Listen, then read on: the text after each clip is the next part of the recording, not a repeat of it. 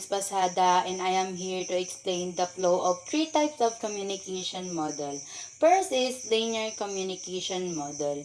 The linear communication model is an uncomplicated, direct way to comprehend how two different parties communicate with one another. This single directional process occurs when a sender passes along a message without any feedback or response from the receiver. For example, is when you're watching on TV.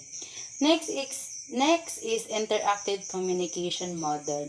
The interactive communication model is a two-way process of exchanging ideas, messages, and information.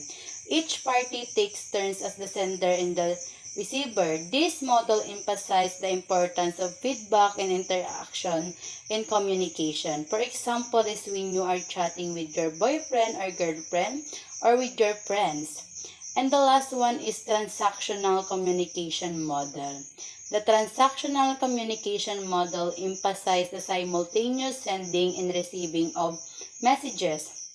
Transactional communication model proposes that communication between two or more people occurs in an ongoing exchange or messages where both the sender and receiver influence what is communicated.